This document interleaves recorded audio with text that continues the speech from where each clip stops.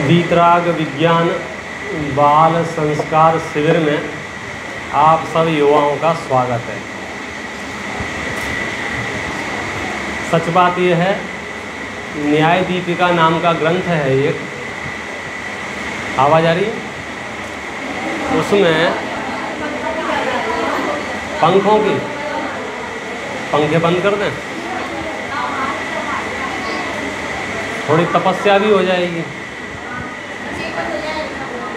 अच्छा अच्छा, हाँ हाँ हाँ, अपार शांति का अनुभव महसूस हो रहा है। ये वाला स्पेशल था। चलो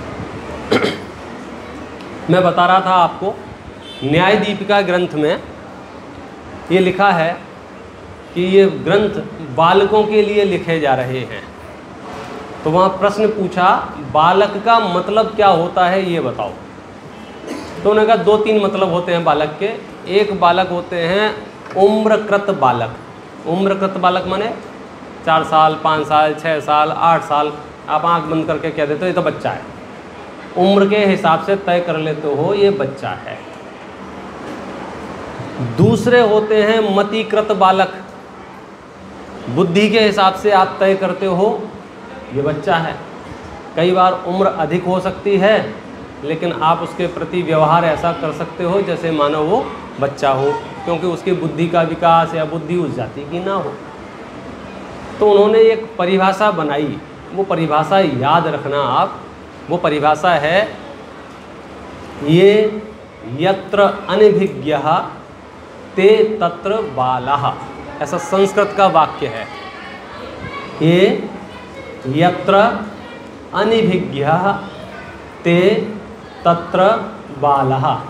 हिंदी में इसको आप लिख सकते हैं, जो जहाँ अनजान हैं वे वहाँ बालक हैं। माने जिन विषयों का आपको ज्ञान नहीं है, संस्कृत में बोलूँ हिंदी में? हिंदी में, जो जहाँ अनभिज्ञ हैं वे वहाँ बालक हैं। कई बार हम ये चीज़ भूल जाते हैं, इसलिए हम उस पढ़ाई को पढ़ाई की तरह नहीं पढ़ पाते हैं। हम मन ही मन में समझते हैं हम तो बड़े हैं, हम तो बड़े हैं, हम तो बड़े हैं। हमें ये बताओ, आप इस विषय में जानते हो क्या नहीं जानते हो? यदि नहीं जानते हो तो आप बालक हो। फिर आपकी उम्र क्या है, फिर आपका ओहदा क्या है, आपकी पद प्रतिष्ठा कैसी है, आप कितने फेमस हैं और कितने नहीं, उससे कोई लेना देना नहीं है। आप इस विषय में कुछ नहीं जानते हैं, माने इस विषय के लिए आप बालक हैं। और शिक्षण काल में हमेशा अपने आप को बालक समझ के पढ़ोगे तो कुछ पढ़ पाओगे, नहीं तो पढ़ नहीं पाओगे। पढ़ने की पहली शर्त ये है, कौन सी? बालक बन जाओ। सहज जिज्ञासा होना चाहिए, सटीक समाधान होना चाहिए, और जब तक सटीक समाधान ना हो तब तक जिज्ञासा बनी रहनी चाहिए। हम क्या करते हैं, थोड़े बड़े हो जाते हैं ना तो संकोच करने लग जाते हैं। अब ये वाली बात पूछें या नहीं पूछें, पूछेंगे तो लोग कहेंगे तुम्हें इतना भी नहीं पता है, और तुम इतने दिन से मंदिर आ रहे हो, और तुम्हारी इतनी उम्र हो गई है। तो उसको साफ बोल देना, भैया मैं यहाँ इसलिए एडमिशन लिया है क्योंकि मैं इस विषय में अनभिज्ञ हूँ। भाई मैं कितना ही बड़ा पंडित बना रहा हूँ, कितनी ही ख्याति मेरी हो, कितने ही लोग मुझे फॉलो करते हों, अचानक से मैं किसी जापानीज को या चाइनीज को या जर्मनी वाले को या स्पेनिश वाले एक व्यक्ति से टकरा जाऊं और वो कुछ कहे और मैं उससे कहूं आपने जो बोला मुझे समझ में नहीं आया, फिर आप कहना अरे यार तुम तो बहुत बड़े पंडित बने फिर रहे थे। अरे ये जिस विषय के बने फिर रहे थे उस विषय की बात कर लो, अलग बात है। लेकिन अब स्पेनिश तो हमने कभी जानी नहीं, जर्मनी भाषा हमने कभी सुनी नहीं, तो हम उस विषय में अनभिज्ञ हो सकते हैं और हमें सच में सीखना होगी। तो हाथ जोड़ के कहेंगे भैया आपने जो कहा हमें समझ में नहीं आया, आप थोड़ा इसको इजी करो, सरल करो, ट्रांसलेट करो, एग्जाम्पल देके समझाओ। एक सच्ची बात है, मैं पेरिस में उतरा वहाँ किसी एयरपोर्ट पे, अब मुझे इमरजेंसी थी, जाना था, और वहाँ अंग्रेज़ी में भी नहीं लिखा था, स्पेनिश में लिखा हुआ था, तो पढ़ते भी नहीं बन रहा है। अब किसी से पूछ रहे हैं वो स्पेनिश बोल रहा है, तो वो मेरी मजबूरी समझ गया उसने बड़ी सरल भाषा में इशारे में सब बात समझा दी और मैं समझ गया। तो प्रयोजन ये नहीं है आपको भाषा कितनी आती है, व्याकरण कितना आता है, प्रयोजन है आपका काम सिद्ध हो गया।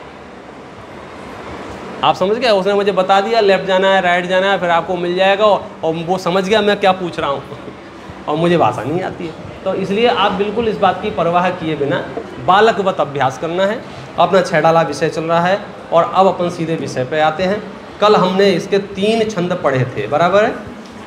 पहला मंगलाचरण का, बहुत बहुत बहुत महत्वपूर्ण मंगलाचरण है। मतलब ये समझ लो पूरा मोक्ष मार्ग उस मंगलाचरण में कह दिया है।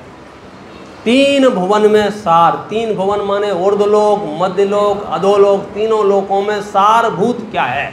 बोले वीतराग विज्ञानता। क्यों सारभूत है? क्योंकि वह शिव स्वरूप है और शिवकार है। शिव स्वरूप है माने जैसे शक्कर का उदाहरण दिया ना, शक्कर कैसी है? मिठास स्वरूप है और मिठास कार है। और नियम, जो स्वरूप होगा वही कार होगा, जो सुख स्वरूप होगा वही सुखकार होगा, जो मिठास स्वरूप होगा वो मिठासकार होगा, जो खारे स्वरूप होगा वो खाराकार होगा, जो शीतल स्वरूप होगा वो शीतलकार होगा, जो उष्ण स्वरूप होगा वो उष्णकार होगा। न्याय समझ लेना, क्या न्याय है? जो स्वयं उष्ण होगा, ऐसी अग्नि ही तो दूसरे पदार्थों को उष्ण कर सकती है। जो जल स्वयं शीतल होगा वही तो किसी को शीतलता प्रदान कर सकता है। ऐसा हो सकता है रेत के कणों में से तेल निकल आए, क्यों?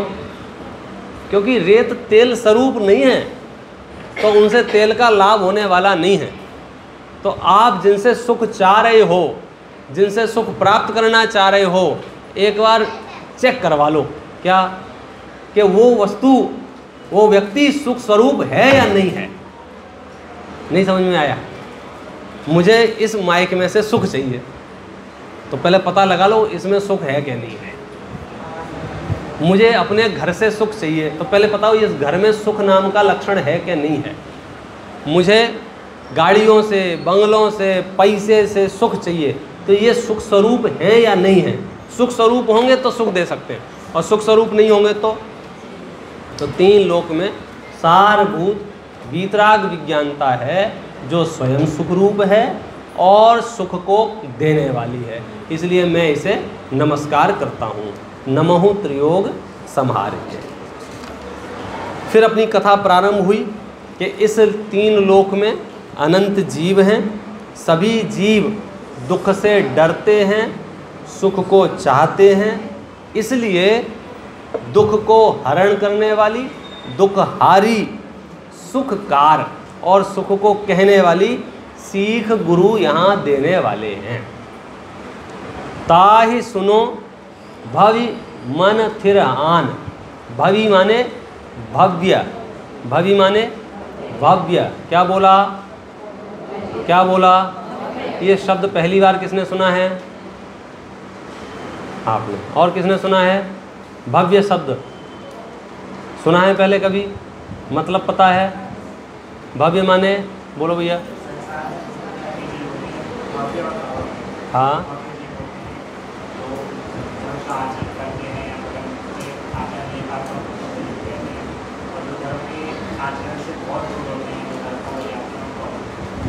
भैया का कहना है कि भव्य और अभव्य ऐसे 2 तरह के जीवों की कैटेगरी होती है, विभाग होते हैं।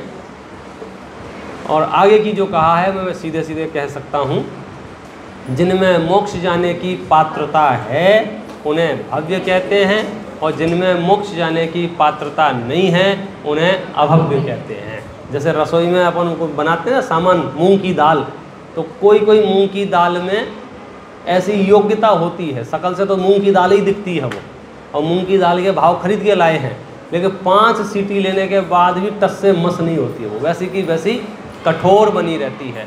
मतलब उसमें सिजने की योग्यता नहीं होती।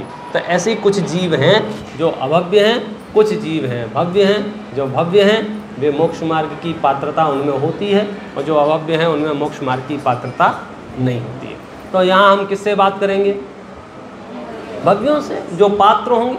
अपात्रों से माथा मार के क्या मतलब? रेत में से तेल नहीं निकलता है, तो रेत में से थोड़ी, हम तो यहाँ सरसों के दाने लाएंगे, तिल लाएंगे जिसमें तेल है, तो ऐसी भव्य जीवों के लिए कहते हैं ताहि सुनो भव्य, माने आपको यहाँ पर भव्य कहा है, माने गुरुजी आचार्य विद्वान आपको भव्य मान के चल रहे हैं। अब आप खुद आत्म परीक्षण करके निर्णय कर लेना।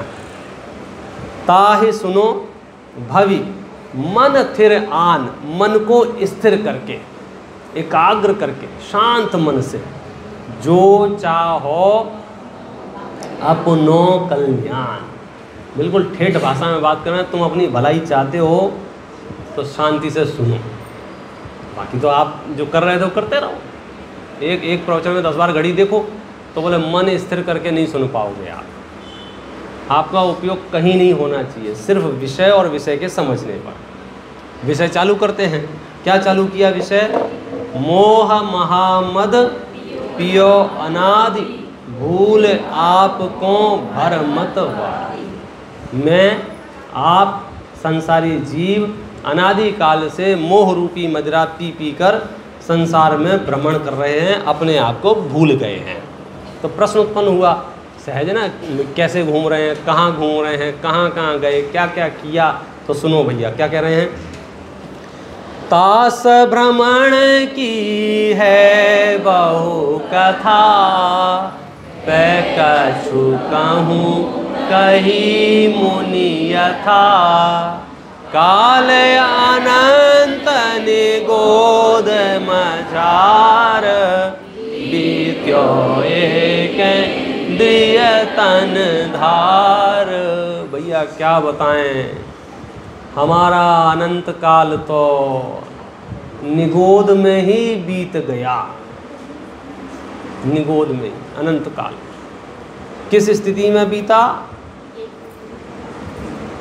एक इंद्रिय तन धार, एक इंद्रिय वाला शरीर धारण करके। शरीर भी अलग अलग होते ना, किसी शरीर में एक इंद्रिय होती है, किसी में 2, किसी में 3, किसी में 4, किसी में 5 और किसी में एक एक्स्ट्रा मन भी होता है। अभी हमने शुरुआत कहाँ से की कि हमारा बहुत समय, बहुत ज़्यादा समय तो कहाँ निकल गया? निगोद में। वहाँ हमारे पास कितनी इंद्रियाँ थीं? एक इंद्री, मात्र स्पर्शन इंद्री। वहाँ क्या किया हमने मालूम है? एक श्वास में 8-10 बार, जन्म्यो मरियो भरियो दुख भार। निकस भूमि जल पावक भयो, पवन प्रत्येक वनस्पति थयो। वहाँ से निकल कर क्या हुआ, वहाँ स्थिति कैसी थी और वहाँ से निकले तो क्या हुआ, दोनों बातें बता रहे। स्थिति तो ऐसी थी भाई साहब, क्या बताएं।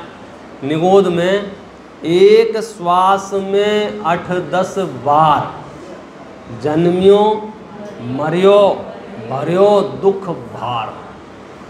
अब क्या बताएं, हम 150 साल में एक बार मरते हैं, तो भी मरण के समय जो तकलीफ़ है, परेशानी है, भय है, शोक है मरने का, अब समझ लो 1 घंटे की बात नहीं चल रही है, कितने 1 मिनट की नहीं, एक श्वास में, एक श्वास में कितनी बार? 18 बार जन्मना और 18 बार मरना। और कितने काल तक? अनलिमिटेड। तो 4 दिन से ये थोड़ी 1-2 गाड़ी, 1-2 घर और थोड़ा सा इंद्रियां एक्स्ट्रा मिल गई ना, तो नवाब समझ रहे हैं अपने आप को। सच्चाई ये है, फाइल खोल के देखें आपका हिस्ट्री केस कैसा है। अनंत काल तो हम निगोद में बने रहे, जहाँ हमारे पास सिर्फ एक इंद्री थी, वहाँ हमें कई बार 18 बार जन्मना मरना पड़ा एक एक श्वास में। और जन्म मरण के दुख की क्या कल्पना कर सकते हैं।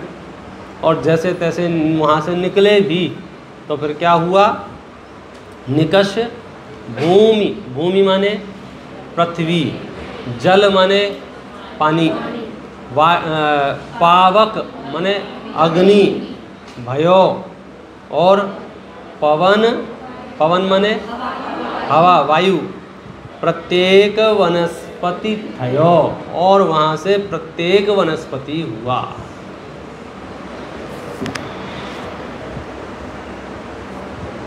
शिक्षा में जानकारियाँ भी बढ़ती जाएंगी और उन जानकारियों का क्या करना है ये भी बताते जाएंगे। एक केंद्रीय अवस्था से निकल के 5 स्थावर रूप पर्याय प्राप्त हुई। कौन कौन सी 5 स्थावर? भूमि का एक, जल का एक, अग्नि का एक, वायु का एक और प्रत्येक वनस्पति। प्रत्येक वनस्पति क्या मतलब है?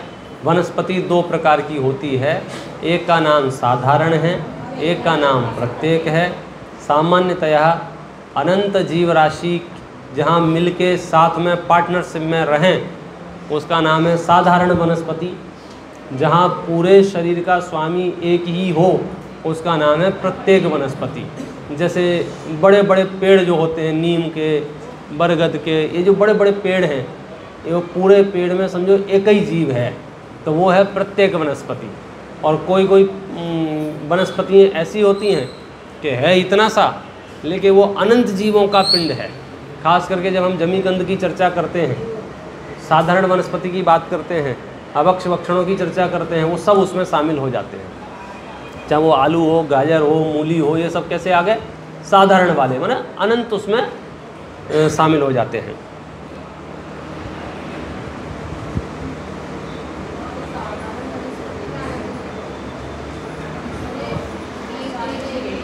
ये इसके आश्रय से अनंत हो सकते हैं, लेकिन स्वयं में अनंत नहीं हो सकते हैं, इसलिए प्रत्येक है। और प्रत्येक के भी 2 भेद किए हैं, सप्रतिष्ठित और अप्रतिष्ठित। दोनों तरह से भेद उपलब्ध होते हैं वनस्पति के। पहला भेद मोटा मोटी ये उपलब्ध होता है साधारण और प्रत्येक, बराबर है। साधारण जब भी प्रयोग करते हैं शब्द का, अधिकांश जगह साधारण का निगोद के रूप में उपयोग किया है। साधारण वनस्पति माने निगोदिया, सीधा सीधा। निगोदिया माने सबसे जघन्य स्थिति, समझो जीव राशि में सबसे हल्की कैटेगरी के जहाँ से शुरुआत हो उसका नाम है निगोद, और वो साधारण वनस्पति के रूप में पाए जाते हैं। यहाँ जो प्रत्येक वनस्पति की चर्चा की गई है कि उस साधारण से निकलकर समझो नीम के पेड़ और जो सिंगल बॉडी और सिंगल जीव, अब उसके आश्रय से जीव कितने रहते हैं वो अलग विषय है, उसकी चर्चा नहीं है। वो नीम के पेड़ पे भी समझो घोंसले बना के लोग रह रहे हैं, वो नीम का हिस्सा नहीं, वो दूसरे परजीवों का हिस्सा है। यहाँ परजीवी की बात नहीं कर रहे हैं, स्वयं के अंदर आलू के अंदर ऊपर से जो बैठते हैं उनकी बात नहीं कर रहे हैं, वो खुद में ही कितने होते हैं तो उसकी बात है। दुर्लभ लहे जो चिंतामणि, त्यों पर्याय लही त्रशतणी। लट पिपील अले आदि शरीर, धर धर मर्यो। दुर्लभ लही जो चिंतामणि, उदाहरण देके बताया है। जैसे चिंतामणि रत्न का मिलना बहुत दुर्लभ है। कितना दुर्लभ है? मिला आपको आज तक? मिलने की कोई संभावना है? अच्छा, चौराहे पे अपन डाल दे रहे हैं तो कितनी देर में बाद मिल जाएगा आपको? समुद्र में कोई मणि छूट जाए तो उसको मिलना कितना दुर्लभ है। तो यहाँ पंडित जी साहब ये बता रहे हैं कि एक इंद्रिय अवस्था से बाहर निकलकर 2 इंद्रिय मिलना इतना दुर्लभ है, इतना दुर्लभ है, इतना दुर्लभ है, मानो चिंतामणि रत्न मिल गया हो। लट माने 2 इंद्रिय जीव। पिपील माने 3 इंद्रिय जीव।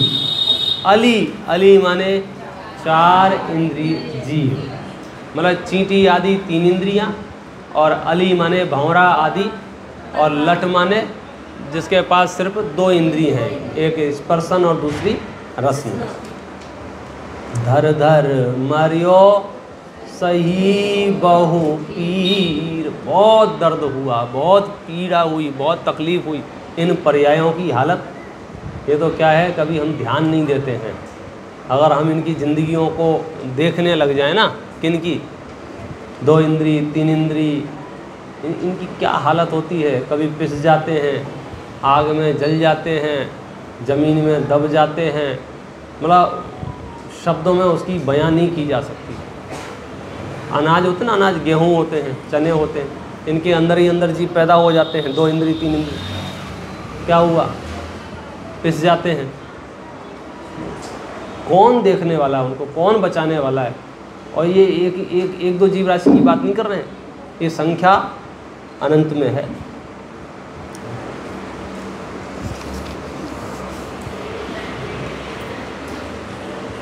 चलो आगे बढ़ाएं गाड़ी।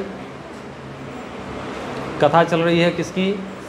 अपनी अपनी, एक दूसरे की नहीं, अपनी अपनी। और शुरू से शुरू हो रहा है ये गाड़ी, कहाँ से?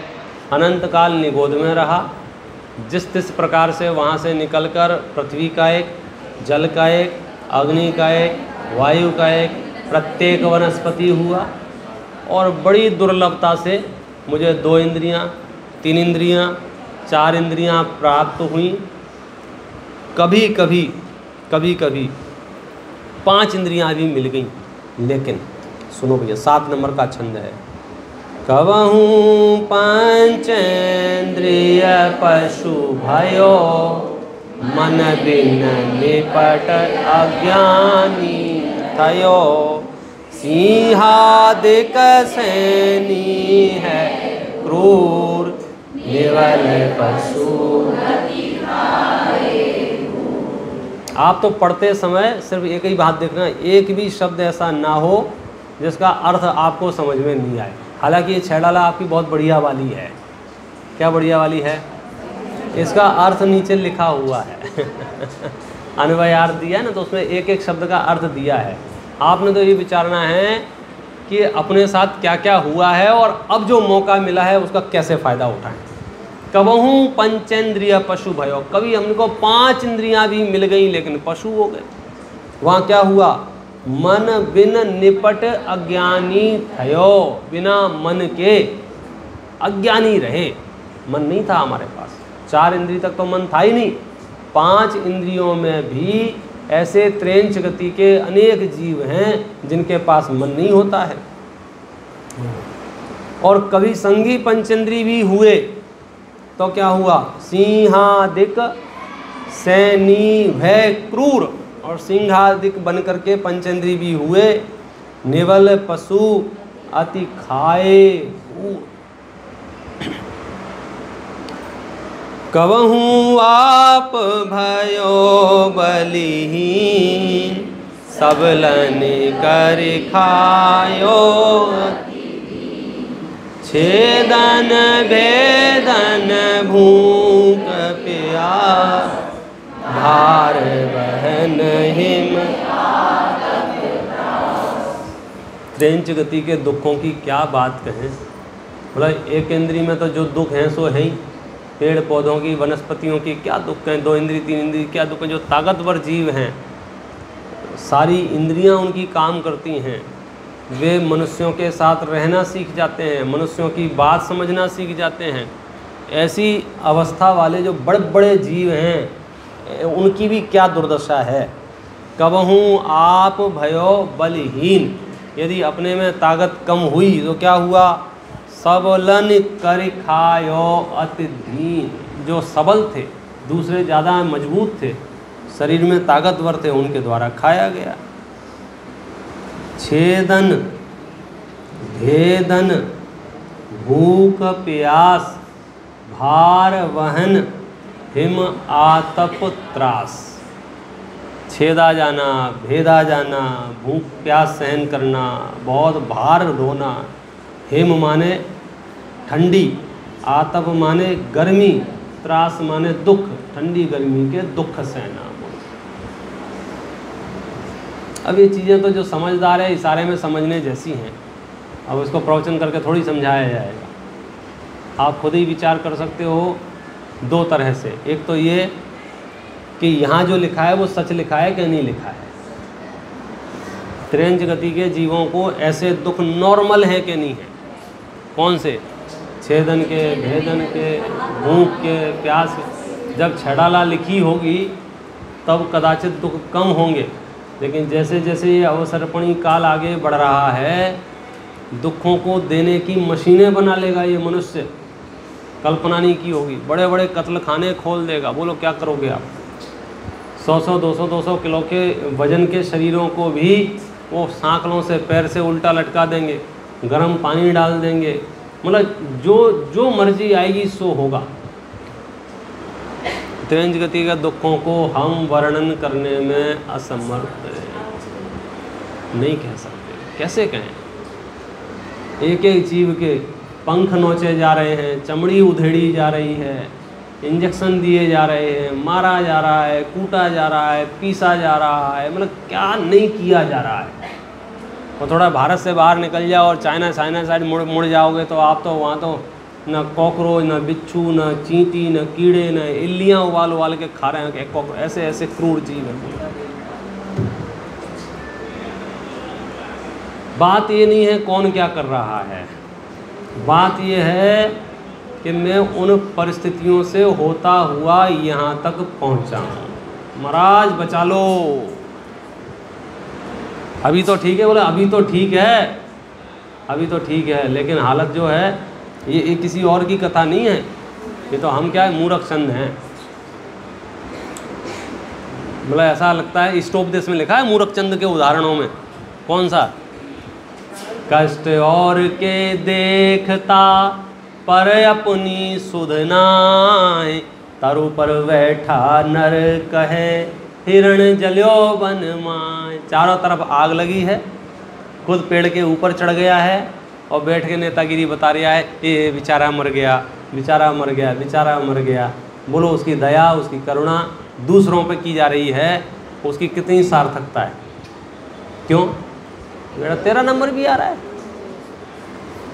कोरोना में हम क्या कर रहे थे? वे चले गए, वो शांत हो गए, वो मर गया, 10 साल का, 15 साल का, 20 साल का। हमें क्या लग रहा था अंदर ही अंदर? अपन तो 2 मास्क लगाए घूम रहे हैं ना, हम तो सुरक्षित है ना। मतलब हमें लग ही नहीं रहा है कि हम भी उसी दुनिया में हैं जहाँ ये घटनाएं घट रही हैं। हम अंदर ही अंदर, पता नहीं वो मोह महामत का आगे बताएंगे कि नशे के कारण हमें कुछ समझ में नहीं आ रहा है हो क्या रहा है। थोड़ी देर समाचार आते हैं, मुंह लटका के बैठ जाते हैं, बस 2 5 10 मिनट की बात है। घर का सदस्य होगा तो 10-12 दिन की बात, महीने 2 महीने समझ लो, 6 महीने समझ लो, फिर गाड़ी वहीं पहुंच जाती है। आगे देखो, बध बंधन आदिक दुख घने, कोटि जीवते जात न भने, अति संक्लेश भावते मरियो, घोर स्वाग्रसा। मनुष्य गति में जो लोग कहते हैं कि हमें बहुत परेशानियां हैं, वे सब झूठ बोलते हैं। परेशानियां देख लो कि मतलब उन्हें पता ही नहीं है कि परेशानियां कहते किसे हैं। जब परेशानियां आएंगी तो तुम व्यक्त करने लायक भी नहीं बचोगे कि परेशानी है, तो उसको बोलते हैं परेशानी। अभी तुम्हारे हाथ पैर चल रहे हैं, दिमाग चल रहा है, खाने पीने को दोनों तीनों चारों समय मिल रहा है, सोने जगने को घर मकान दुकान है, और मुंह लटका के घूम रहे हो, सब परेशानी बहुत है। अब तुम्हारी परेशानी पे ध्यान दें कि यहाँ बताओ, बध बंधन आदिक दुख घने, कोट जीवते जात न बने। करोड़ों जिह्वाओं से भी वो कहे नहीं जा सकते हैं। कौन से? बंधन के दुख। 14 दिन तक खुद ही के घर में खुद को रहना था, आप समझे? और सब उपलब्ध था, खाने का, पीने का, सोने का, जगने का। कभी कैसे हड़बड़ा रहे थे लोग, बेचैन हो रहे थे। तो जहाँ आपको भूखा प्यासा बांध दिया जावे, न खाने की पूछे न पीने की पूछे, सांकल इतनी छोटी हो कि गर्दन पीछे भी न घुमाई जा सके, उठाने का मन हो तो ऊपर ना उठाई जा सके। आप कल्पना कर, शरीर के किसी अंग में लगी है तो लगी ही है, खून बह रहा है तो बह ही रहा है, अंदर ही अंदर कीड़े पड़ रहे हैं तो पड़ ही रहे हैं। अब बोलो, अब उनकी कहाँ तक चर्चा करेंगे?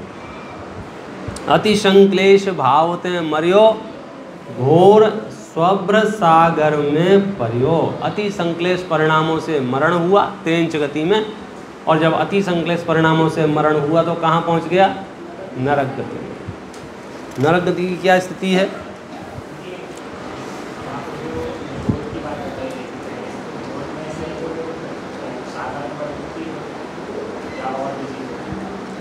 साधारण।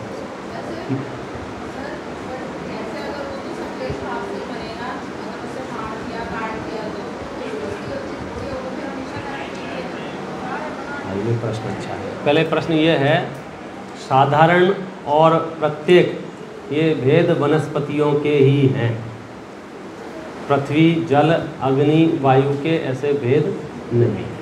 इसलिए निगोदिया जीव की जो अवस्था कही गई है वो वनस्पति काय के आश्रय से उसकी विशेष चर्चा उपलब्ध होती है। आपका प्रश्न है, इनका नंबर होना, मैं भूल जाऊंगा। इनका प्रश्न है कि अब वो काटे जा रहे हैं, पीटे जा रहे हैं, उबाले जो भी किया जा रहा है, अब बेचारे वो संकलेश परिणामों से मर रहे हैं और वो नरक में जा रहे हैं, तो उसमें उनकी गलती नहीं है ना।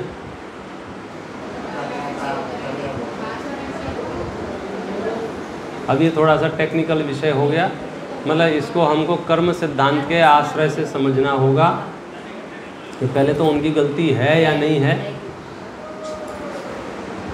कि नहीं है गलती। मतलब एट प्रेजेंट कोई गलती नहीं होगी। देखो दोनों अलग अलग विषय हैं, यहाँ वस्तु स्वरूप समझ रहे हैं, व्यवस्था हम अपने मनुष्यों की व्यवस्था नहीं बना रहे कौन क्या करे कौन क्या नहीं करे। यहाँ समझ रहे हैं किसके साथ कुछ हो रहा है तो वो क्यों हो रहा है, तो उसका हेतु सामने क्या आया कि भाई उस जाति का पाप का बंध उसने बांधा था कि उसको उदय में आए। चलो पाप का उदय आया वो एक पॉइंट, उस पाप के उदय में जो हमने संकलेश परिणाम किए वो भी तो एक दूसरा पॉइंट है नई गति में जाने का।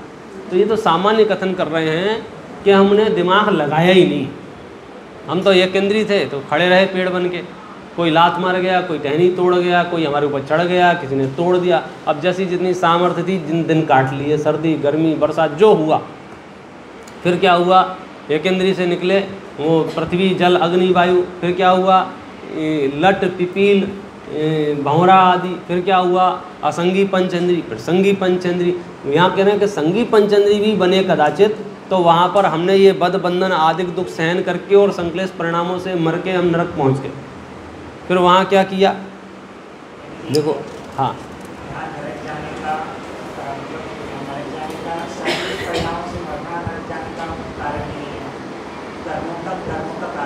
नहीं, कर्मों का कारण टेक्निक, कर्मों के उदय से तो परिस्थितियाँ बनी हैं। उन परिस्थितियों में यदि हम समता रखते तो नहीं जाते। मतलब सिर्फ आपको मारा पीटा जाएगा इसलिए आप नरक चले जाओगे ऐसा नहीं है। कर्मों से तो सिर्फ पूर्व कर्म के उदय से तो परिस्थितियाँ बनती हैं। पूर्व कर्म के उदय से मुझे गाड़ी मिल गई, अब मैं उस गाड़ी की वजह से अहंकार करूं, ये तो नया क्रिएशन है ना मेरा। हाँ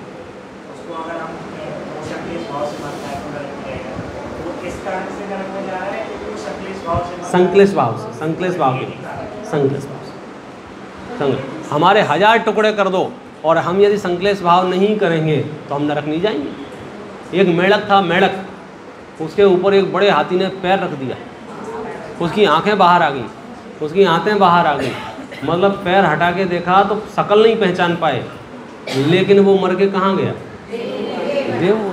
मतलब स्थिति खराब थी लेकिन गति कौन सी मिली उसे, देव। तो हाँ, तो इसलिए भावों की ही मुख्यता है, बाहर की मुख्यता नहीं है। अभी तो हमें आप बेसिक स्टोरी सुना रहे हैं आपको, बेसिक स्टोरी कॉमन सबके साथ जो सामान्य सर्कल चला आ रहा है जमाने भर से वो। हाँ जी,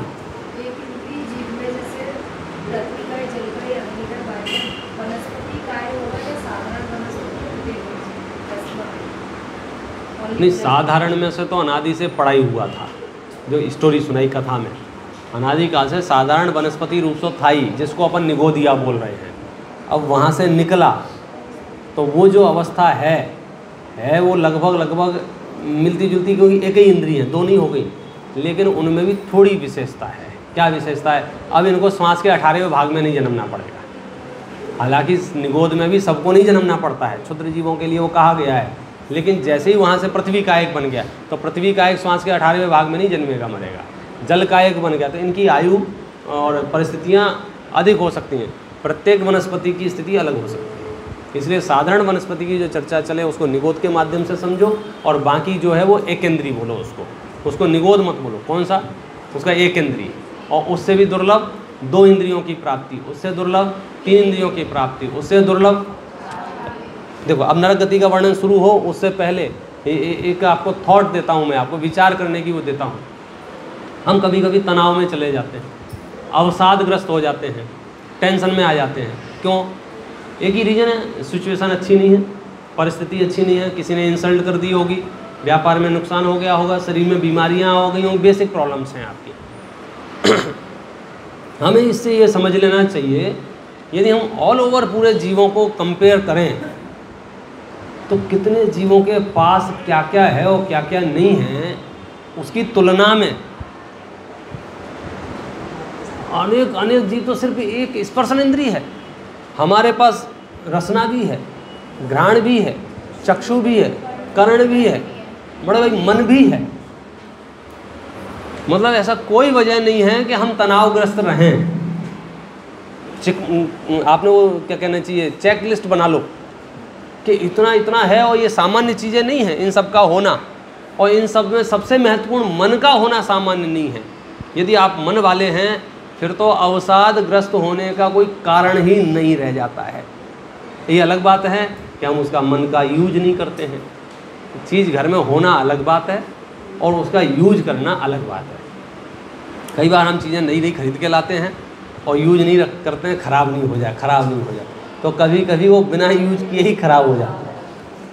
मतलब बहुत बार ऐसे हो गया है, क्या लाए बड़े शौक से थे, हाथ नहीं लगाया, ख़राब हो जाए, संभाल के रखे रहे, संभाल के,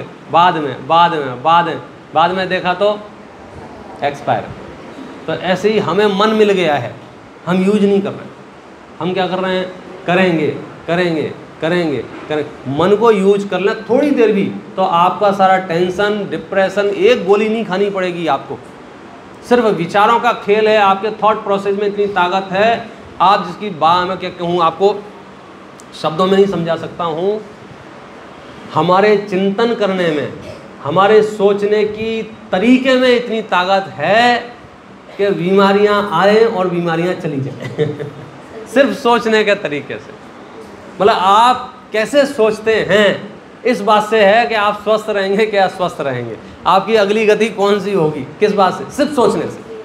आप गरीब हैं, अमीर हैं, स्वस्थ हैं, अस्वस्थ हैं, एट प्रेजेंट क्या परिस्थिति उसकी बात नहीं चल रही है, आपको आगे क्या होने वाला उस किस पर डिपेंड है, सिर्फ सोचना। मतलब इतना शॉर्टकट है सुखी होना।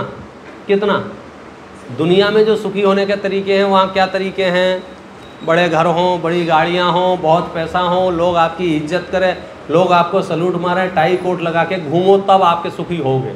यहाँ क्या कह रहे हैं, जहाँ जो जिस हालत में है उसे शांत से बैठ के विचार करना है कि मैं कौन हूँ। इतने में उसका सुख शुरू हो जाता है। मैं आगे जाके मतलब कर्म बंधन के पद्धति में आपको बताऊंगा, अभी आपको बता देता हूँ। कर्मों के तरीके हैं ना बंधने के, ये तो पता ही है आपको, कर्म बनते उदय में आते हैं, कर्म बनते उदय में आते हैं, कर्म बनते उदय में आते हैं। लेकिन कर्म इतने समझदार हैं कि आप थोड़े भी ठीक चिंतन कर रहे होगे तो कर्म बनेंगे नहीं, आप दुर्भाग्य।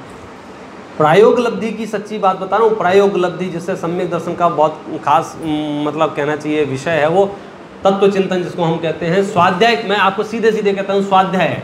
आप अगर स्वाध्याय कर रहे हैं ना और कर्म बंधने को आए थे घर से, चलो हम कर्म बंधेंगे, तो खड़े रह जाते हैं थोड़ी देर, रुक जाओ, क्यों भाई साहब पढ़ रहे हैं अभी।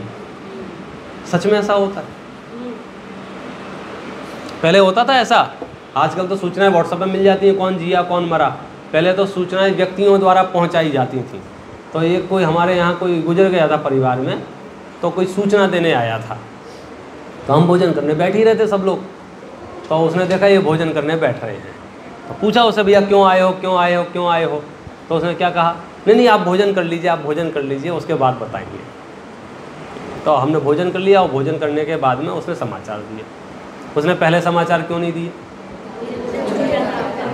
मतलब उसे ये लगा ना कि आप महत्वपूर्ण काम कर रहे हैं, और समाचार सुनने के बाद आपका मन भोजन करने में लगेगा नहीं, इसलिए आप भोजन कर लो, फिर हम समाचार दे देंगे। कर्म भी बिल्कुल कमर कस के आए थे कि तुम्हें चिपक ही जाएंगे, और जैसे ही उनने देखा और ये तो स्वाध्याय कर रहा है, खड़े रह जाते हैं। कर्णानुयोग का नियम है, तत्व विचार के काल में जो दर्शन मोहनी कर्म की 70 कोड़ा कोड़ी की प्रकृतियां बंध सकने वाली क्षमता वाली थीं, वे अंतः कोड़ा कोड़ी रह जाती हैं।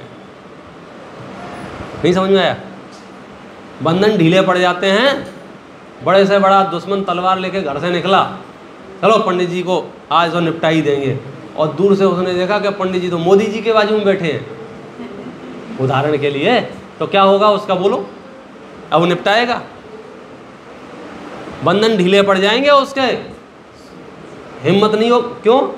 तो ऐसे ही मैं यदि जिनवाणी के साथ बैठा हुआ हूँ, तत्व चिंतन में हूँ, विषम से विषम परिस्थिति में भी कर्म नहीं बन सकता है। परिस्थिति रहेगी कि नहीं रहेगी वो पुराना गणित है, सिर पर से सिगड़ी हटेगी कि नहीं हटेगी वो अलग गणित है, लोहे के आभूषण रहेंगे कि नहीं रहेंगे वो अलग गणित है, शरीर में कोढ़ रहेगा कि नहीं रहेगा उसका, लेकिन आप सुखी रहोगे या दुखी रहोगे वो अलग गणित। अब उतनी बारीकी में उतर के समझना पड़ेगा। हाँ पूछो। आपने बताया गति सोचने से हम अगले भाव की गति का निर्णय कर सकते हैं, मतलब कुछ कर्म बन जाते हैं। कुछ ऐसा तरीका भी है जैसे कि मुझे इसी वर्तमान में ही भविष्य में मुझे ये प्रॉब्लम ना आए, या मेरी बुद्धि भ्रष्ट ना हो, मरते समय मैं सिर्फ भगवान मंत्र का ही ध्यान करूँ, इतनी मुक्ति हो मुझ पे, इसके लिए हम कोई कर्म अपने प्रयास कर सकते हैं? हाँ, क्यों नहीं कर सकते? देखो आप इतनी बात समझ लो, ये प्रश्न ख्याल में आ गया? प्रश्न क्या है इनका कि भैया आप जो जितना भी ज्ञान चल रही है गाड़ी के भविष्य में होगा, अगले भाव में होगा, फलाना जो भी होगा, हमें आज बताओ कि कुछ ऐसा जुगाड़ है कि समाधि मरण के काल में मैं विचलित नहीं होऊं, मेरे संक्लेश परिणाम नहीं होवे, मेरी बुद्धि भ्रष्ट ना होवे। तो आपको थोड़ा सा टेक्निकल समझ लेना चाहिए। संक्लेश परिणाम आपके ना हो ये पूरी तरह से आपके हाथ में है, वो आपकी चॉइस का विषय है। ये अलग बात है हमारे कुसंस्कारों से हमने अपने आप को गलत ट्रेनिंग दे रखी है। गलत ट्रेनिंग हमने क्या ट्रेनिंग दे रखी है? कोई हमें दुर्वचन कहे तो हमें क्या करना चाहिए? बोलो, गुस्सा आना चाहिए। ऐसी ट्रेनिंग हमने दे रखी है। हमने सामान्यतः आदत सी बना रखी है, किसी ने मेरी निंदा की कि मुझे गुस्सा आया, किसी ने मुझे दुर्वचन कहे कि मुझे गुस्सा आया, किसी ने मेरी तारीफ़ की कि मुझे मान कसाई हुई। ऐसी मैंने प्रैक्टिस बना रखी है। लेकिन ये अनिवार्य नहीं है, ये कंपलसरी नहीं है कोई आपकी प्रशंसा करे और आप अहंकार करें। ये अनिवार्य नहीं है कि कोई आपकी निंदा करे और आप शोक मनाएं, आप भयभीत हो जाएं, आप रोएं। ये अनिवार्य नहीं है, हमने बना रखी है। तो परिस्थितियां आपकी कैसी बनेंगी मरण काल में, शरीर में कौन सा रोग होगा, कौन सा रोग नहीं होगा, आप किस अस्पताल में रहेंगे, घर में रहेंगे, संघ में रहेंगे, साधर्मियों के बीच में रहेंगे, ये परिस्थितियां तो पूर्व कर्म के उदय से हैं। लेकिन उन परिस्थितियों में आपका श्रद्धान और आपका ज्ञान कैसे होगा वो आज आपकी चॉइस है। आप सम्यक दर्शन कर लो। अब सम्यक दर्शन कर लिया, अब क्या होगा? मैं आपको बहुत बड़ी बात और गंभीरता से और पूरी वजनदारी के साथ कह रहा हूँ, आप सम्यक दर्शन अगर आपने कर लिया, आपकी बुद्धि भी भ्रष्ट हो गई तो भी सदगति होगी। अब आप कह रहे थे बुद्धि भ्रष्ट ना हो, और मैं क्या कह रहा हूँ कि आपकी बुद्धि भ्रष्ट हो गई। सरल भाषा में, लोगों की लैंग्वेज में, आप पागल हो गए, और यदि आप सम्यक दृष्टि हैं तो भी आपकी सदगति होगी। पागल होने पर भी सम्यक श्रद्धान छूटता नहीं। अब ये सोचना समझना थोड़ा सा टेक्निकल हो जाता है। एक आदमी पत्थर फेंक रहा है, एक आदमी मतलब ऐसी उल्टी सीधी हरकतें कर रहा है, और सम्यक दर्शन कायम रह सकता है, कोई बाधा नहीं है इसमें। क्योंकि बुद्धि जो है वो क्षयोपशम से निमित्त है। बुद्धि माने क्या है? आज मुझे इस शास्त्र में ये लिखा है, इस शास्त्र में ये लिखा है, इस शास्त्र में ये लिखा है, वहाँ ये श्लोक है, वहाँ ये गाथा है, इसका अर्थ ये, इसका आज आपको बता पा रहा हूँ। समझो, कल ये बुद्धि ये क्षयोपशम ना रहे, मेमोरी लॉस जिसको बोलते हैं, उसके बाद एक अता पता नहीं है शब्दों का, उसके बावजूद भी बोलो मेरा ज्ञान और श्रद्धान निर्मल रह सकता है कि नहीं रह सकता? ये दीदी बता रही हैं रह सकता है। किन के साथ हुआ था? कौन है ये? जयपुर से। अच्छा विद्वान जी। अच्छा विद्वान जी, बोलो क्या क्या कर सकते हैं? क्योंकि हमें क्या लग रहा है, शरीर की अवस्था या बुद्धि के क्षयोपशम से कोई लेना देना नहीं है। आपका सुख दुख आपके भरोसे से है, आपकी प्रतीति से है, आपके विश्वास से है, मतलब आपके श्रद्धांश से है। सम्यक दर्शन है तो सब सही है, और सम्यक दर्शन नहीं है तो कुछ सही नहीं है। सम्यक दर्शन माने यथार्थ निर्णय, सत्य श्रद्धान। तो इसलिए आप बिल्कुल मत घबराओ। किससे? परिस्थितियाँ कैसी बनेंगी, आपकी प्लानिंग क्या रहना चाहिए? मनस्थिति ठीक बनी रहे। मनस्थिति ठीक रहने का शॉर्टकट क्या है? शुद्धात्मा और पंचगुरु, या तो शुद्धात्मा या पंचगुरु। सर वनस्पति एक इंद्रिय है और हम वनस्पति से जुड़ी बहुत सारी चीजें खाते हैं, तो हम हिंसावादी हैं या हिंसावादी? एक इंद्रिय जीव खाते हैं। प्रश्न है दीदी का कि वनस्पति एकेंद्रीय जीव है और हम एकेंद्रीय जीव को खाते हैं, और आप कहते हो आप अहिंसावादी हो। तो आप अहिंसावादी कैसे हैं ये बताओ। आपने तो हिंसा कर दी ना। बहुत बहुत गंभीर और बहुत महत्वपूर्ण प्रश्न है। मतलब इतना महत्वपूर्ण, इतना गंभीर प्रश्न है कि मेरे जीवन में भी ये प्रश्न मुझे सामना करना पड़ता था मित्रों से। क्योंकि जब भी वो कुछ कहते थे ये खा लो, बोले हम नहीं खाते। बोले क्यों नहीं खाते? बोले हिंसा होती है। तो उसने जवाब दिया, बोले हिंसा तो सांस लेने में भी हो रही है। बोले और मैं तो सोचता ही रह गया। तो अब हिंसा तो सांस लेने में भी हो रही है ना। तो बहुत दिनों बाद समझ में आया। फिर मैं उसके घर जाके कहा, सुन तू जो कह रहा था सच कह रहा था, हिंसा सांस लेने में भी हो रही है, और मेरी ऐसी तैयारी चल रही है, एक दिन ऐसा ज़रूर आएगा, परिस्थिति बनेगी कि मुझे अनंत काल के लिए सांस ना लेना पड़े। लेकिन हिंसा भी अनेक प्रकार की है, जिसे हम सरल शब्दों में कह सकते हैं बड़ी हिंसा, छोटी हिंसा, और अपनी अपनी पात्रता के अनुसार गृहस्थों की हिंसा, मतलब श्रावकों की हिंसा, और मुनि अवस्था में मुनिराजों के योग्य आचरण में होने वाली हिंसा। इन हिंसाओं में बहुत अंतर है। तो अभी संक्षिप्त रूप से इतना कह सकते हैं, एक दिन हमें सर्व हिंसा का परिहार करना है, लेकिन अभी वर्तमान परिस्थिति में हम अपने जीवन निर्वाह के लिए इतना निर्णय कर लेते हैं, ये बड़ी हिंसा है, ये छोटी हिंसा है। बड़ी हिंसा से बचते हैं और छोटी हिंसा मजबूरी में होती है, हम उसे करना नहीं चाहते हैं।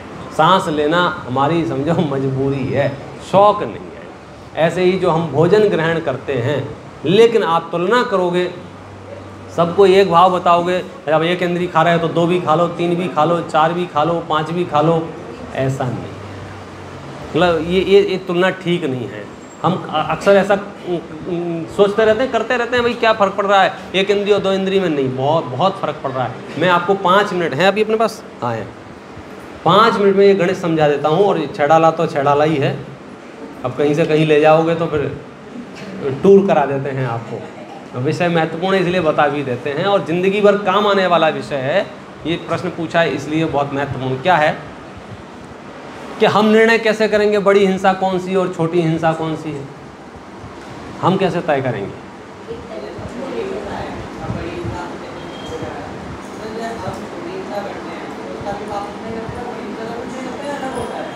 बहुत बढ़िया, आप 3 मिनट सिर्फ सुन लो, चौथे मिनट इस प्रश्न का उत्तर देंगे हम। 3 मिनट सिर्फ सुन लो। देखो, पहली बात तो यह है कि हिंसा का जो पाप लगता है वो किसी जीव के मरने, जीने, बचने से नहीं लगता है। वो तुम्हारे मन में जो मारने का, पीटने का, कूटने का, दिल दुखाने का भाव आया, वो भाव हिंसा का है।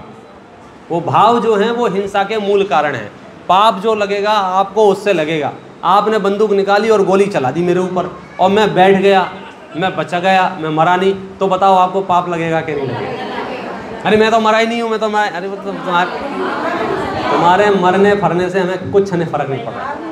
इसलिए जैन दर्शन की जो हिंसा अहिंसा की व्याख्या है उसमें ये बहुत बहुत महत्वपूर्ण है, आपका इंटेंशन, आपका अभिप्राय, आपके परिणाम। क्योंकि आपको जो तकलीफ, परेशानी, बेचैनी, कर्म बंधन, पाप जो कुछ भी है वो आपके इंटेंशन से, सामने वाले के मरने नहीं मरने से है। क्योंकि वो मरना नहीं मरना तो उसका आयु कर्म के अधीन है, फिर वो चैप्टर अलग हो जाएगा। फिर भी व्यवहारिक जीवन में, ये मैंने दार्शनिक बात कही, सैद्धांतिक बात की, व्यवहारिक जीवन में हम यही कहेंगे भैया किसी को मारना, किसी को पीटना, किसी को सताना, किसी को दिल दुखाना हिंसा है, हम इसको कैसे रोक सकते हैं? तो हमने कहा कि भैया अपनी भूमिका के अनुसार बड़ी बड़ी छोड़ते जाना, फिर क्रम से छोटी हिंसा छोड़ना। ऐसा नहीं होना कि संगी पंचेंद्री में 2 तमाचे लगाओ और जो एक इंद्री दिख नहीं रहा हो, ये देख के चीटी देख, ऐसा नहीं। थोड़ा हम अपने माइंड को थोड़ा ठीक करें। आप समझे यहाँ बहुत कन्फ्यूजन कहाँ हो गया है, उसका सरल विधि। एक इंद्रिय जीव को मारने, पीटने, सताने, दिल दुखाने से ज़्यादा पाप 2 इंद्रिय जीव को मारने, पीटने, सताने, दिल दुखाने में लगता है। यस और नो? 2 इंद्रिय से ज़्यादा पाप 3 इंद्रिय जीव को, 3 इंद्रिय से ज़्यादा पाप 4 इंद्रिय जीव को, 4 इंद्रिय से ज़्यादा पाप असंगी पंचेंद्रिय को, असंगी पंचेंद्रिय से ज़्यादा पाप संगी पंचेंद्रिय को। संगी पंचेंद्रियों में भी नारकी और देव अपने कांटेक्ट में नहीं है, मनुष्य और त्रियंच हैं। त्रियंचों को मारने से ज़्यादा पाप मनुष्यों को मारने, मतलब त्रियंचों को मारने में कम पाप लगता है ऐसा नहीं है, कंपेरिजन की बात करें तुलना। मनुष्यों में भी विदेशियों को कूटने, पीटने, मारने, सताने में कम पाप, और स्वदेशियों को मारने, पीटने, सताने, कूटने, पीटने में ज़्यादा पाप।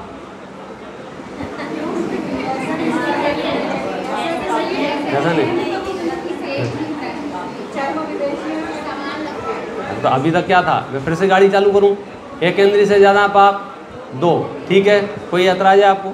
2 से ज़्यादा पाप 3, 3 से ज़्यादा पाप 4, 4 से ज़्यादा पाप असंगी पंचेंद्रिय, असंगी पंचेंद्रिय से ज़्यादा पाप संगी पंचेंद्रिय, संगी पंचेंद्रिय में भी त्रियंचों को मारेंगे, पीटेंगे, सताएंगे, दिल दुखाएंगे कम पाप, मनुष्यों को मारेंगे, पीटेंगे, सताएंगे, दिल दुखाएंगे ज़्यादा पाप।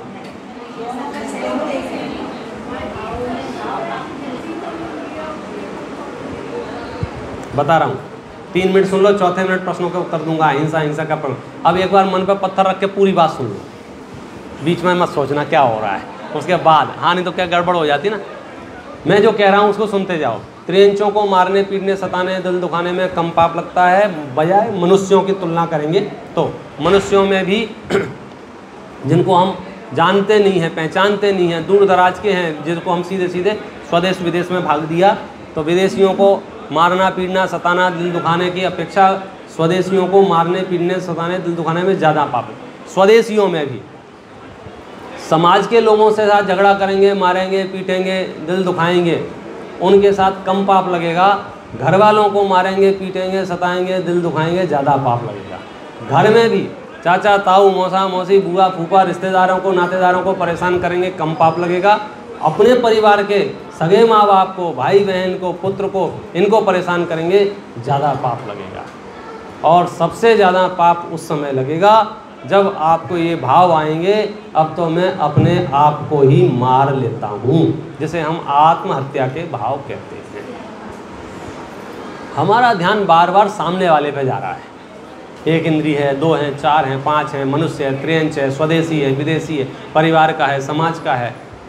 बंध का इससे क्या लेना देना है? बंध का लेना देना आपके परिणामों से। आपके परिणाम कितने क्रूर हैं, जितने ज़्यादा क्रूर परिणाम होंगे उतना ज़्यादा बंध होगा। और क्रूरता का सामान्य न्याय है, जिससे तुम जितना ज़्यादा राग करते होगे उसके प्रति उतनी क्रूरता चाहिए। सबसे ज़्यादा राग हम किससे करते हैं? नहला रहे, धुला रहे, लगने से बचा रहे, कूटने से बचा रहे, और इसको डेंटिंग, पेंटिंग, जिम, भोजन, जो भी संभावना है, हम 24 घंटे हर 24 घंटे इसकी सेवा करें। सबसे ज़्यादा राग इससे है, फिर माता पिता से है, फिर बच्चों से, पत्नी से, फिर चाचा ताऊ से, फिर समझो मोहल्ले से, फिर समाज से, फिर देश से, फिर अमेरिका से, फिर त्रियंच। ऐसा क्रम है ना इसका, लेकिन हमने सब उल्टा पुल्टा कर रखा है। तो मैं तो अपनी काउंसलिंग में यही बोलता हूँ, यदि आपको अहिंसक बनना है, थोड़ा भी हाँ बनना है, तो सबसे पहला नियम आपको अहिंसा के क्षेत्र में, माने हिंसा त्याग में लेना चाहिए। मैं किसी भी परिस्थिति में आत्महत्या नहीं करूँगा। ये अहिंसक बनने का उद्घाटन है। हम अहिंसक कहाँ से बन जाते हैं? बाहर से। अंदर में आग जलती रहती है, पहले अंदर की आग बुझाओ, बड़ी आग पहले बुझाओ। हमारी समस्या क्या है? छोटी पहले बुझाते हैं। नाव डूब रही हो ना, बड़े छेद और छोटे छेद, हम छोटे छेद पे सेलो टेप लगाने लग जाएंगे, क्योंकि वो हमें लगता है हमारे बस में है, वो ज़्यादा है। भाई साहब उसको रोको, निपट लेंगे। तो सबसे बड़ी हिंसा क्या है बोलो? आत्महत्या का भाव सबसे बड़ी हिंसा है। तो यदि आपको अहिंसक होना है तो सबसे पहले आप नियम लो, मैं आत्महत्या नहीं करूँगा। थोड़ा और अहिंसक होना है, आप नियम लो, मैं परिवार वालों के साथ झगड़ा मारपीट हाथापाई नहीं करूँगा। थोड़ा और अहिंसक होना है, आप रिश्तेदार नातेदार। और अहिंसक होना है पूरी समाज, मैं समाज के किसी व्यक्ति को परेशान नहीं करूँगा। और सिर्फ आपकी समाज की बात नहीं कर रहा हूँ, जो जिस समाज अपनी अपनी सर्व अहिंसा की बात है। ऐसा नहीं कर रहा हूँ कि यहाँ तो बढ़िया बना रहा है और दूसरी समाज में कर रहा है, नहीं। और ज़्यादा अहिंसक होना है तो फिर पूरे देश के मनुष्यों से मैं झगड़ा टंटा मारपीट, कोई भी जात का हो, कोई भी पंथ का हो, कोई भी संप्रदाय का हो, मैं किसी मनुष्य को परेशान नहीं करूँगा। और ज़्यादा अहिंसक होना है, विश्व के मनुष्यों को ले लो। और ज़्यादा अहिंसक होना है, मैं त्रेंचों को भी परेशान नहीं करूँगा, मारूंगा नहीं, पीटूंगा नहीं, बांधूंगा नहीं, भूखा प्यासा नहीं। और ज़्यादा अहिंसक होना है तो आप 4 इंद्री, मक्खी मच्छर भी नहीं मारूंगा और फिर ऑल आउट भी नहीं लगाऊंगा, फिर मैं ज़बरदस्ती का वो नहीं छिड़कूंगा जहर जिससे मक्खी मच्छर मर जाते हो। और अहिंसक होना है तो आप मैं मर्यादा का भोजन करूंगा, मर्यादा का आटा लूँगा। और अहिंसक होना है तो दीक्षा ले लेना, वहाँ लिखा है ना, सटकाय जीवन हननते सब विधि धरव हिंसा टरी। तो हमारे मुनिराज तो सर्व हिंसा के त्यागी हैं और त्याग करने की ये सरल पद्धति है। हम कहाँ मिसगाइड हो गए, जो मन पे आया वो छोड़ दिया। वो चींटी को पानी में से निकाल के यूँ उठा रहे हैं उंगली पे और ले जा रहे हैं, और उधर से संगी पंजंदरी सास आ रही है, उसे गालियाँ दे रहे हैं। ये सिस्टम ठीक है। या बहू है, कोई भी रिश्ते नाते से फर्क नहीं पड़ता है, मित्र है। हमें ये कॉमन सेंस जागृत करना पड़ेगा कि हम मनुष्यों के प्रति अधिक विनम्र, अधिक सद्व्यवहार करें। निस्संदेह चींटी की भी रक्षा करना हमारा काम है, लेकिन आप थोड़ा बैलेंस रखो अपने जीवन में। त्राई त्राई मचा रखी है परिवार में, घर में, हर व्यक्ति आपको दुश्मन लग रहा है और चींटियों पर करुणा आ रही है आपको। कोई दुश्मन आपका है नहीं। हो सकता है किसी ने आपके प्रति दुर्व्यवहार किया हो, लेकिन वो दुश्मन नहीं है। क्यों? क्योंकि वो दुर्व्यवहार आपके कर्म के उदय से हुआ था। बेचारे का क्या दोष है? विशेष चर्चा कल करेंगे, इस पर सोच के आना। इससे संबंध में प्रश्न कल पूछना, आज पूछना है। जैसे आपने कहा कि अब जैसे कि परिणाम हमारे कर्म के थे, वो दूसरे ने हमारी नहीं डाले, तो दूसरे के कर्म नहीं बनेंगे क्या?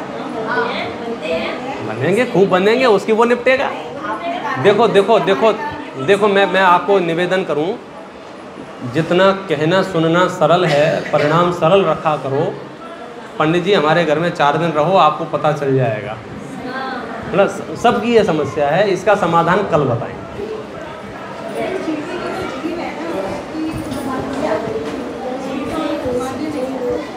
क्यों मारना है भैया?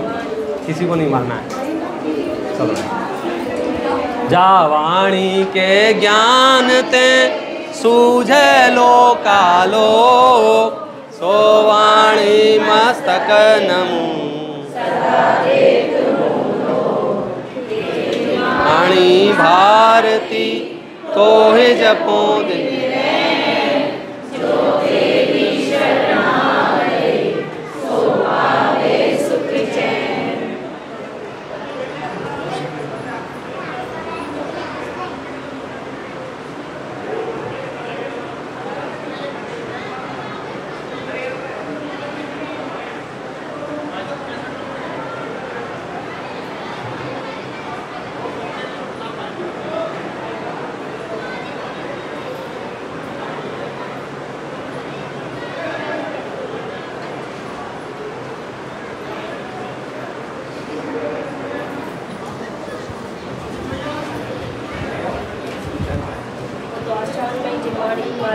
की जय, धर्म की जय।